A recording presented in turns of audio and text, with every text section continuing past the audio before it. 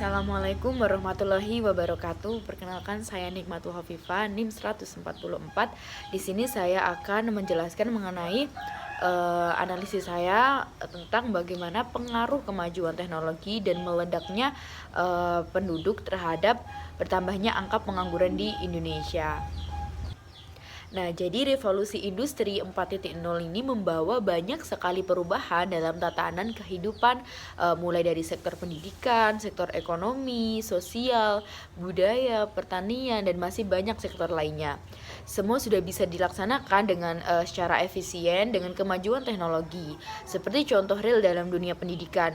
Pada masa saat pandemi saat ini, jika tidak ada kemajuan teknologi, masyarakat tidak akan bisa melaksanakan sekolah maupun kuliah secara online, ataupun kebijakan work from home ini tidak bakal bisa diaplikasikan jika tidak ada kemajuan teknologi.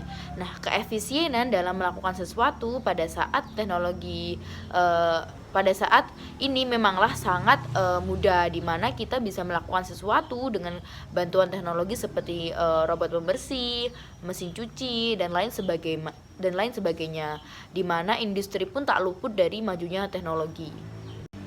Nah, pengangguran di Indonesia saat ini. Jadi awal ledakan pengangguran sebenarnya bisa diketahui sejak sekitar tahun 1997 akhir atau 1998 awal. Ketika terjadi krisis moneter yang hebat melanda Asia Tenggara khususnya dan juga termasuk Indonesia. Masalah banyaknya pengangguran ini masih menjadi salah satu permasalahan negara berkembang, di mana angka pengangguran masih tinggi tiap tahunnya. Bahkan saat ini pengangguran di Indonesia mencapai angka 10 juta dan angka kemiskinan naik di angka 10%. Hal tersebut dikarenakan dampak dari pandemi COVID-19 ditambah dengan kemajuan teknologi, sehingga banyak tenaga manusia atau buruh ini tergantikan oleh mesin. Nah, kemajuan teknologi dalam implementasinya pada dunia industri. Nah, dari gambar tersebut dapat kita lihat bahwasanya pada gambar pertama ada sebuah industri mobil, di mana dalam perakitan sebuah mobil tersebut menggunakan mesin atau robot. Nah, kalau gambar kedua yaitu menggunakan screening. Nah, yang selanjutnya adalah dampak pergantian mesin dalam produksi perusahaan atau pabrik. Nah, gambar tersebut tadi menunjukkan bahwa kegiatan industri saat ini banyak yang sudah memanfaatkan teknologi dalam produksinya demi mengejar keuntungan dan efisiensi dalam produksi. Dan juga kinerja teknologi jarang melakukan error atau kecelakaan, tidak seperti pekerjaan manusia yang masih banyak kesalahannya, sehingga dalam meningkatkan keuntungan perusahaan seringkali melibatkan kecanggihan teknologi dalam produksinya, yaitu untuk meminimalisir kecelakaan. Hal ini berimpas pada angkatan kerja dan tenaga kerja, karena banyak tenaga kerja yang terkena PHK dan angkatan kerja semakin sulit mendapatkan kesempatan kerja. Nah, kemajuan teknologi dan meledaknya penduduk dalam ekonomi ketenaga kerjaan. Banyaknya PHK massal akibat pergantian tenaga manusia dengan teknologi, ditambah pertumbuhan penduduk Indonesia yang selalu naik tiap tahunnya, di mana untuk saat ini jumlah penduduk di Indonesia mencapai 260 juta lebih, membuat kesempatan kerja bagi angkatan kerja ini menjadi sedikit, sehingga angka pengangguran pasti akan bertambah, yaitu dikarenakan udah kena PHK massal, masih penduduk ini masih bertambah tanpa terkontrol.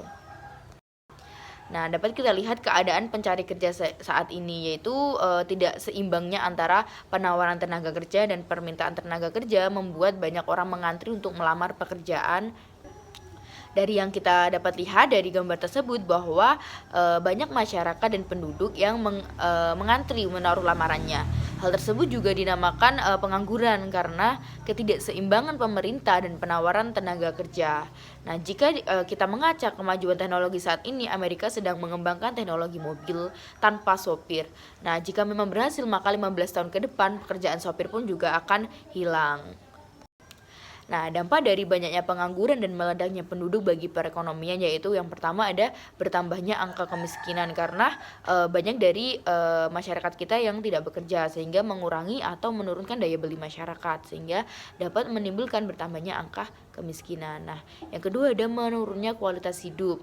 Jadi kalau kita daya beli masyarakat menurun, jadi kualitas hidup mereka juga akan turun.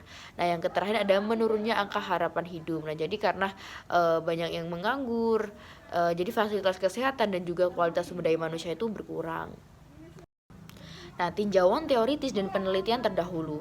Menurut Sukirno pada tahun 1994, pengangguran adalah suatu keadaan di mana seseorang yang mencari yang termasuk dalam angkatan kerja ingin memperoleh pekerjaan akan tetapi belum mendapatkannya. Pengangguran sendiri terdiri dari berbagai macam yaitu pengangguran struktural, pengangguran terselubung, pengangguran fiksional, siklikal dan pengangguran teknologi seperti yang saya jelaskan tadi. Di mana penyebab dari pengangguran adalah banyaknya penawaran tenaga kerja namun lapangan kerja atau permintaan tenaga kerja ini sedikit sehingga terjadilah pengangguran. Nah, solusi untuk mengatasi pengangguran teknologi dan meledaknya penduduk. Nah, untuk solusi meledaknya penduduk yaitu dengan cara menekan pertumbuhan penduduk dengan melakukan program pemerintah seperti program KB. Nah, yang kedua ada melaksanakan program transmigrasi sehingga dapat meminimalisir angka wilayah kumuh dan pengangguran terbuka. Nah, untuk cara mengatasi pengangguran teknologi, pemerintah bisa memberikan bantuan wawasan, pengetahuan, dan kemampuan jiwa kewirausahaan kepada usaha kecil dan menengah atau UKM. Berupa bimbingan teknis dan manajemen memberikan bantuan modal lunak jangka panjang, perluasan pasar, serta pemberian fasilitas khusus agar dapat tumbuh secara mandiri dan andal bersaing di bidangnya. Nah, strategi penanggulangan pengangguran juga ada segera melakukan pembenahan, pembangunan, pengembangan kawasan-kawasan khususnya daerah yang tertinggal dan terpencil sebagai prioritas dengan membangun fasilitas transformasi dan komunikasi. Ini akan membuka lapangan kerja bagi para penganggur di berbagai jenis maupun tingkatan. Segera membangun lembaga sosial yang dapat menjamin kehidupan penganggur seperti PT Jaminan Sosial Tenaga Kerja. Dengan membangun lembaga itu, setiap pengangguran di Indonesia akan terdata dengan baik dan mendapat perhatian khusus secara teknis dan rinci. Mungkin itu saja yang bisa saya sampaikan. Kurang lebihnya saya mohon maaf atas kesalahan tutur kata. Saya ucapkan terima kasih. Wassalamualaikum warahmatullahi wabarakatuh.